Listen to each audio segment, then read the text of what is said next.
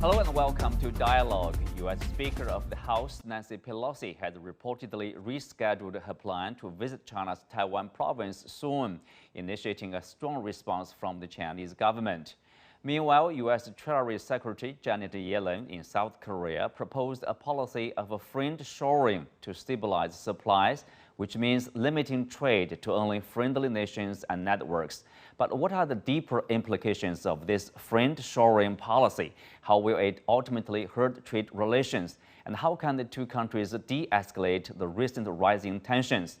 To discuss these questions and more, I'm joined by Harvey Zoldan, former Vice President of ABC TV, Benoit Hadi-Chartrand, Adjunct Professor at Temple University of Japan, and Dr. Shao Yuquan, a Senior Research Fellow at the Shanghai Institute of International Studies. That's our topic. I'm Xu Qinduo.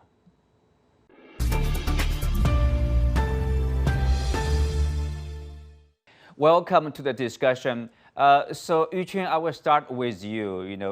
For those who are not following China-U.S. relationship closely, tell us, where are we now? We know since Donald Trump, probably 2018, there was trade war, and the tariffs are still on imported Chinese goods.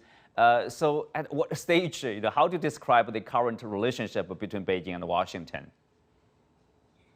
My personal view is that at the current stage, China-U.S. relation is still in a very difficult period of time. It's a bad shape.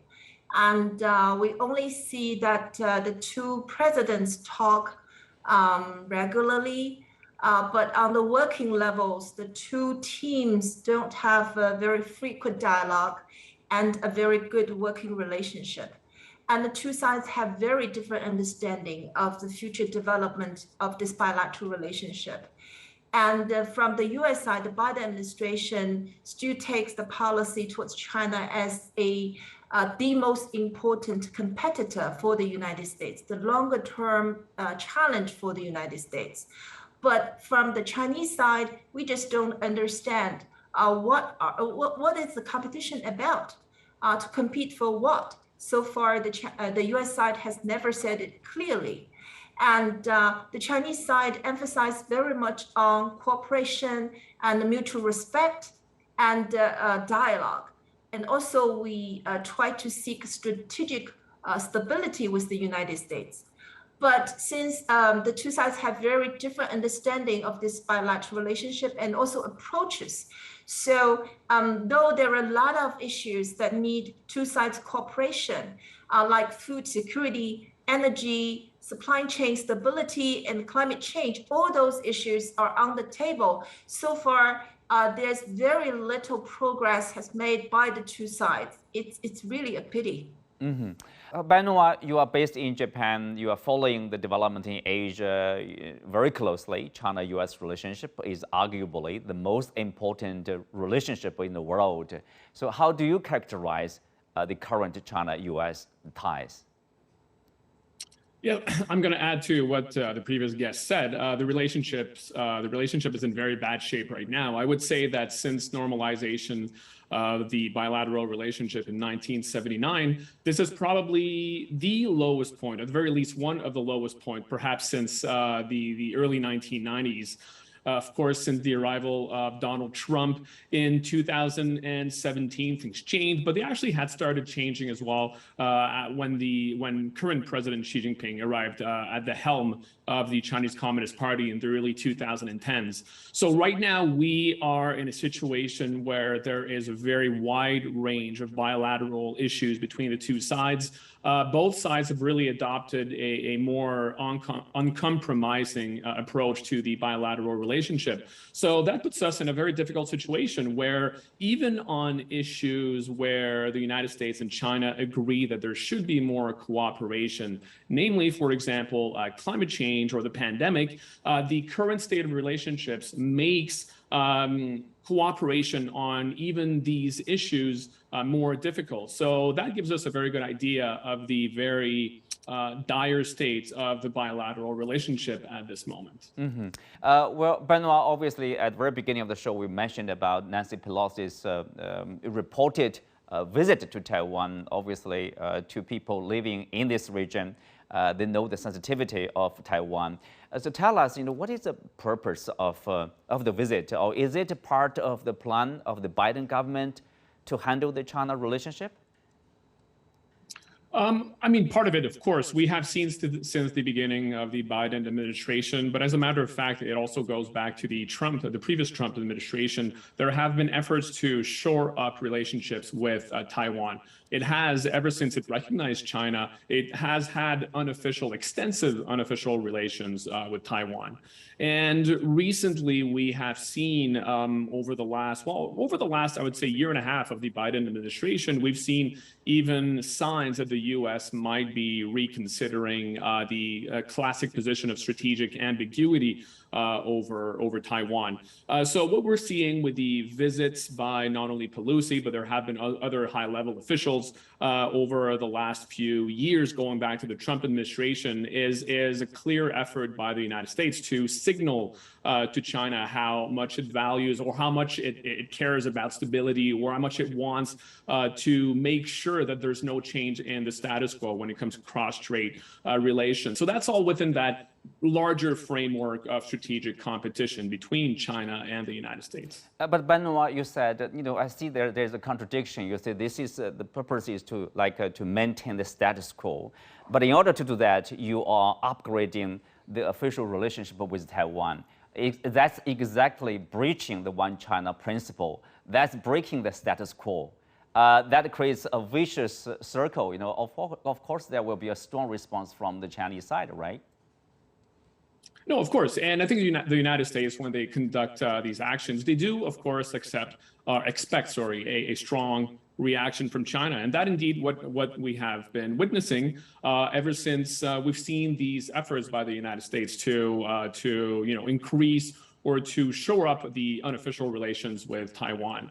I think at the same time, from the perspective of Washington, despite the expectations or the understanding that will create that will be seen as a provocative action by the United States, they do deem it important to send the message to China that there must not be any kind of change to the status quo. So I do understand how this is certainly seen as a contradiction, but still, from the strategic calculation of Washington, it is deemed to be the best course of action, despite of course, the potential risks of adopting such an approach. Mm-hmm.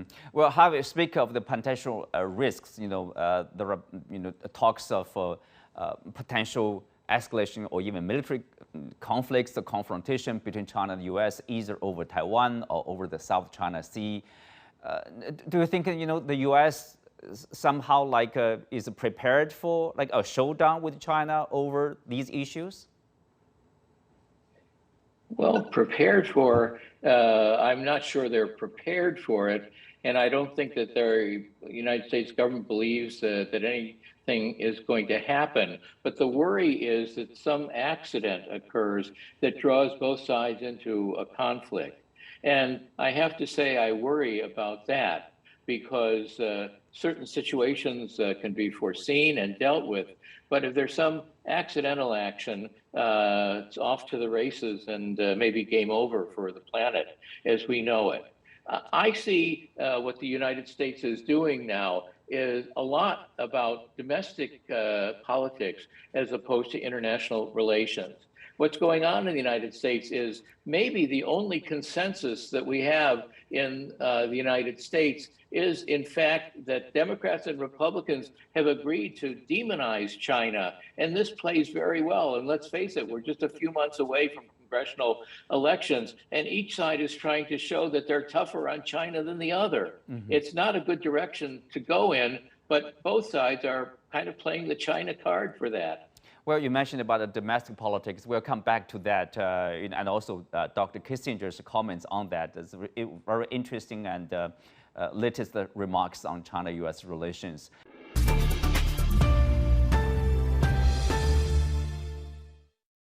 Let's move on to take a look at another aspect of this relationship, trade relationship. As we mentioned, there are still tariffs on the imported Chinese goods to the United States. But the Biden administration is looking at lifting some of the tariffs, not all of them, only a minor portion of that. Harvey, are we going to see this removal of some of the tariffs very soon? And we know there's a heated discussion inside this government. Some officials are for this idea, some others are against this idea. How likely we are going to see the removal of those tariffs? I think it's hard to say with a great degree of certainty. But the fact of the matter is that they were only talking about removing 8 or 10% of the tariffs. And that's just a drop in the bucket. And the reason the United States offers for doing this is to curb some degree of inflation. But that small change is not going to make much difference. So it's really going to play out politically over the politics versus the economic side.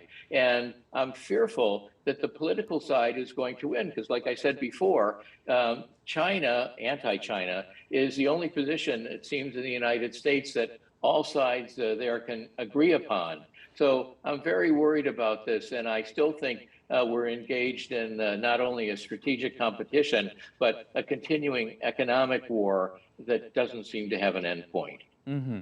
Well, Yuchen, do you think this removal, if it becomes true, will in any sense impact this relationship, or, for example, probably positively, somehow, decrease this kind of tension between the two countries simply because of the removal of the tariffs?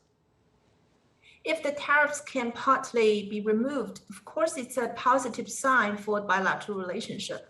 But how significant that sign will be to this bilateral relationship, I would say not huge, or it's just a positive sign.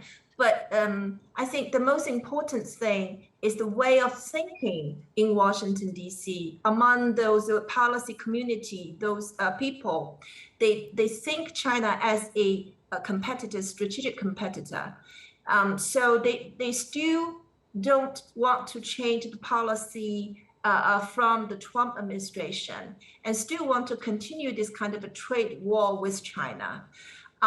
Because they're thinking of the kind of a structural change about the tariffs. For things like semiconductors and all those emerging technologies, they're still trying to have this trade war with China. So as long as this kind of thinking is there, I don't think part of the tariff be removed will be very helpful to the improvement of our bilateral relationship. Mm-hmm. Well, Benoit, one type of the opinion of the Biden administration, against the lifting of the tariffs is that, by Catherine Tai, for example, the trade representative, the idea is that the U.S. can use these tariffs as a leverage against China in future trade negotiations. Some would ask, are we going to see future trade negotiations between the two sides at all? Yeah, well, there's certainly the hope. We had already reached a first phase agreement, a first phase trade agreement between China and the United States. That was in 2020. And since then, we haven't seen a lot of movements on that side. Now, as the previous guest was mentioning, there's been some movements towards perhaps lifting some of the tariffs. I'm not sure how much impact that's going to have. The reality is, of course, there's quite a bit of wariness within the Biden administration of those people who oppose lifting those tariffs. They're afraid of looking a little bit too accommodating towards China. And if the administration lifts those tariffs, that's going to make, of course, the Biden administration the target of criticisms before the November midterm elections. Another thing we're also seeing within the Biden administration and also within the Democratic Party and also the Republican Party is even if those tariffs are lifted, the main criticisms or the main grievances of the United States towards the Chinese trade practices have not been addressed. This is a common refrain that we hear from the United States. None of that is really going to change without having further negotiations between the two sides. Right now, we're not seeing any negotiations on that front. The working level context or engagement is quite limited between China and the United States. We can only hope that after the midterm elections, when the administration in the United States can move on to other issues, that we'll see some kind of re-engagement on that front. And both sides, the business communities, both in the United States and in China, certainly want more certainty there. They want to know where they can go ahead with their investments. What are their plans for their future? For example, establishing factories or greater trade ties between these two countries. That can only go forward once there is greater certainty when it comes to the tariffs and the trade war. So yes, greater engagement is certainly necessary at this point. We'll speak of this trade relationship. Of course, U.S. Secretary of Treasury Secretary Janet Yellen was in South Korea. In a speech, she mentioned about basically building or rebuilding international supply chains, and she characterized that as friendshoring, onshoring, or nearshoring. So basically, the idea is international supply chain without China, but only U.S. friendly nations or U.S. allies as a small network. Am I right in my understanding of this friendshoring, Benoit? Yeah, absolutely. Friendshoring is basically a strategy to deal with economic issues and disruptions of supply chains, and also inflation by strengthening cooperation between the United States and its allies and its partners. We have seen that already over the last few years. These efforts, we can see that with the TPP, even though, of course, the United States is no longer a part of the TPP since Trump was in office. Also, more recently, we had the Indo-Pacific Economic Framework, the IPEF. So we see these efforts happening in practice right now. That might lead to some kind of reordering or reconfigurations of supply chains. Many countries are also going in that direction, not only the United States. But as you kind of mentioned, these supply chains here, they're pretty solid, and they take a long time to build these supply chains. They are often built organically by private actors, private companies, and the governments can steer a little bit the supply chains, but there's limits to the control that they can have over supply chains. So I do have questions over how much or where, in what direction that will lead us. Well, Harvey, speak of that. How will it impact the current global supply chain? Let's say, as Benoit mentioned, the global supply chain, which was formed organically, and this globalization or the market, mechanism by the private players from one country to another. They will be seeking which part is the most convenient part for them to produce a certain kinds of goods or services. To me, this is wishful thinking on the U.S. government's part. It would be nice if the U.S. could reorder world economics in their own image and choose its supply partners and so on. But the fact is, you're not dealing with a minnow in China economically. You're dealing with a giant. And so China is the largest economy in the world by PPP, the second largest otherwise. And so you can't just disregard China and build supply chains around it. And if even you had this wish to do this very purposefully, it's going to take a long, long time. I don't see it being possible. I think it's the U.S. expressing its frustration that it's declining. And this is just another way of many that the U.S. has been expressing lately to show its frustration. Well, Yuchen, as Harvey said, China, not only the size of the Chinese economy, but also if you look at the trading status, China is the largest trading partner of almost all Asian economies in this region, and more than 120 economies around the world. I mean, how will it impact China, or will it impact China's position in terms of global supply chain at all? My view is that just like our two guests said, and also you said, that China's economy is big, very big. So China has very close trade and economic relationship with most of the U.S. allies and partners. So it's very important factor for U.S. allies and the partners to consider. So most of those countries, they don't want to choose sides between the United States and China. They want to cooperate with both countries. So that's why it would be very difficult for the United States to have this so-called friendshoring. And I also want to say that friendshoring, my view is it's different with nearshoring. Nearshoring is that most of the companies, they are going to do that.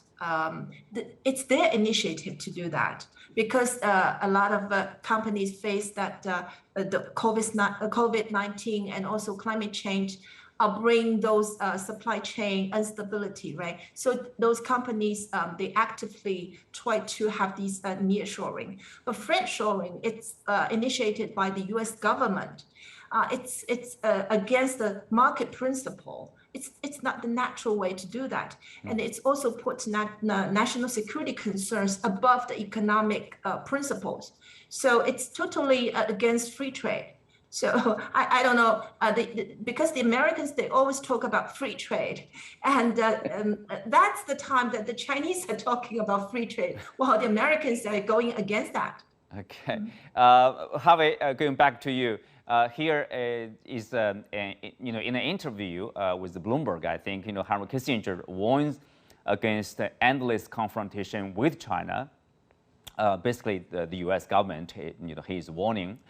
His key points in the recent remarks, he says, recent administrations in Washington have been too influenced by domestic policies, just as you pointed out earlier, and flexibility of Richard Nixon, who reopened the U.S.-China ties in the 1970s, needed in today's geopolitics. He said President Joe Biden should be wary of letting domestic politics interfere with the importance of understanding the prominence of China. So what do you make of his remarks? I think Dr. Kissinger, who's 99, has a wealth of experience, not only from teaching, but from being National Security Advisor and being Secretary of State. So he's seen it all. And he has had a long relationship with China. He knows its potential. He's seen it grow since President Nixon visited China in 1972. So I think that Biden would be wise to listen to him.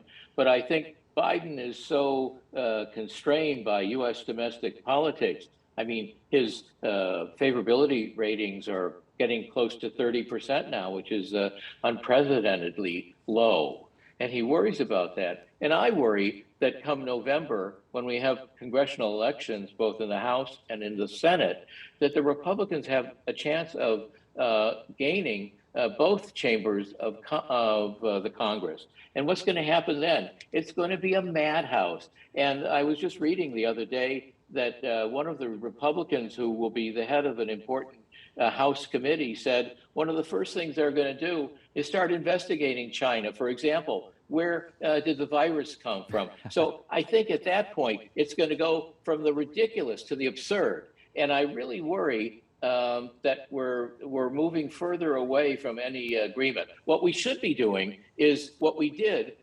during many past administrations before President Trump, and that is to conduct strategic and economic dialogues, where both sides could talk to each other on a regular basis. And also between those dialogues, they knew who to contact on the other side when they had a problem to work them out. But it's been pointed out earlier on the program, we're not talking to each other anymore. This is lunacy. Lunacy. Benoit, what's your take on that, the U.S. domestic politics impact on their relationship with China?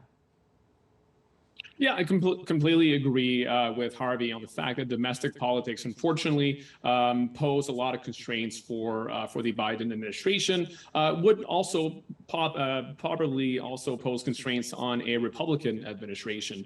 But now to go back to the Kissinger statement, which I found very interesting. Obviously, whenever he speaks about China, his remarks always attract attention. I completely agree with him that we cannot have endless confrontation between China and the United States. And everyone would agree with that.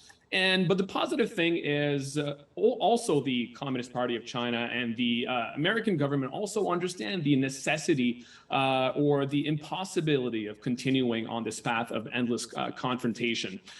So as long as they understand that, that's a good start. The problem is both sides have such a long list of grievances toward each other. There's such dissatisfaction towards the way that both sides have been managing this bilateral relationship. And these major grievances will not be simply solved by sitting down, but at least engagement is necessary to avoid escalation and to establish mechanisms that will stabilize the relationship and potentially solve at least some of these issues for the future of not only their relationship, but the future of international stability as well. Yuquan, lastly, your take? I would say that there's a younger generation now in Washington, D.C. And I've felt that quite many of those the so-called think tankers, they are not satisfied with Dr. Kissinger's thinking of China. They think that he is outdated.